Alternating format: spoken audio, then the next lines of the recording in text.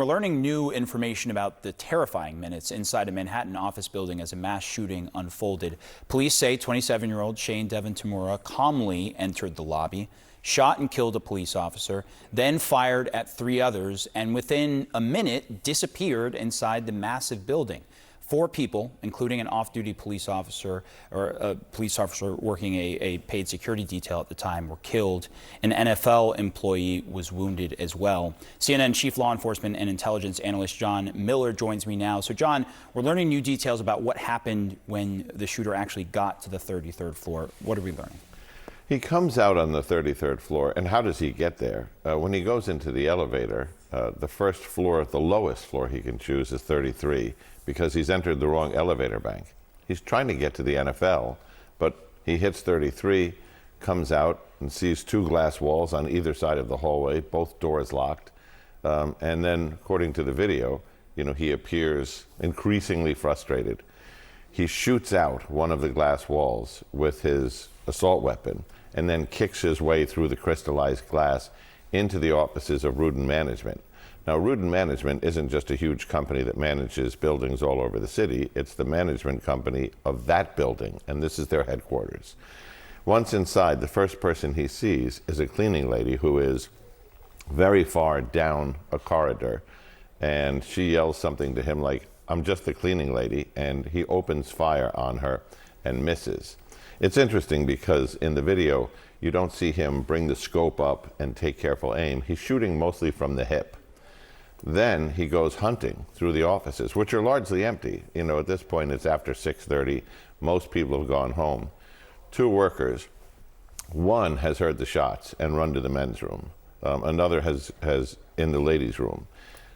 Rudin Management has done active shooter drills with their employees, and the safe rooms in their facility are actually the bathrooms. The thinking behind this was, we'll put Kevlar in the walls, we'll get lead doors, we'll have a dedicated video screen with a panoramic version of the hallway so you can see what's going on outside. So if another employee, say, runs to the now bolted door, you can see who it is on the other side to let them in. It has a dedicated phone line. Interesting for a company that's not high on the threat matrix, that they had gone to so much trouble to plan for an event just like the unlikely one that occurred. And in one of those rooms, an employee, 27-year-old Julia Hyman, is inside and opens the door and steps out. Now we have to pause here to say why. We don't know. It could be because of the heavy insulation of the bulletproof room, the safe room, that she didn't hear the shots going on. It could be that the shots had stopped as he had gone from shooting his way into hunting mode, and she was contemplating escape. We probably may never know that, but she gets about 4 steps out, and he's down the hall, but behind her, and shoots her in the back. At that point, realizing apparently that there are no more viable targets up there, he turns the gun on himself and takes his own life. But there are so many scenarios that could have been so much worse had his plan gone as intended, walking into the NFL offices, finding a larger group of employees. It's just... or even just showing up an hour earlier than he did, just given the time. Would have been a game changer. That tells us something, by the way, Omar, which is a lot of the planning for this built through the month of June.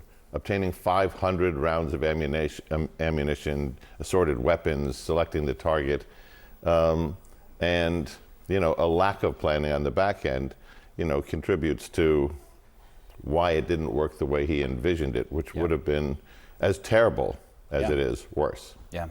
John Miller, appreciate the reporting, as always. Thanks for being here. Thanks. One of these victims, Julia Hyman, 27 years old, employee of Rudin Management, it appears that she was already in the ladies' room, possibly when the shots are fired, and may have not, because of the lead door and the lined walls, may have not heard clearly that there were shots fired or seen anything on the screen. But she opens the door, comes out. She doesn't know that the gunman is there, and he is several feet behind her, opens fire and kills her there. On that floor, they found 24 shell casings. In the lobby, 23 shell casings. I mean, that's extraordinary. And I mean, just an aside, it's extraordinary that this business also had the wherewithal to have that kind of security, those safe places in place. That's unusual, though, isn't it? It is. And, they had planned for this. And so had the NYPD.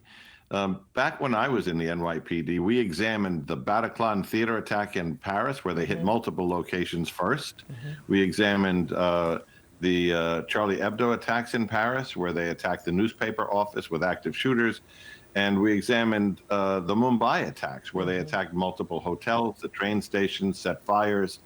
And we built a system where we would be able to respond in layers. So when you look at the response to what happened at 345 Park Avenue, number one, the cops did what they're supposed to do. They moved in and they started to hunt for the gunman. Number two, when the SWAT team, ESU, Emergency Service Unit, got there, they were able to pull the regular police officers out and organized a systematic heavy weapons team to look for that gunman by exploiting the building's video systems, figure out what does he look like, get his picture out, send it out to every cop in the city, every cop in this building, every cop outside, in case he tries to evacuate with victims. The Strategic Response Command came in as a second front of a long weapons team, and their job was to establish a safe corridor, a warm zone outside the hot zone, where they could actually get to the wounded, get to the dying, and move them with medical personnel and force protection out.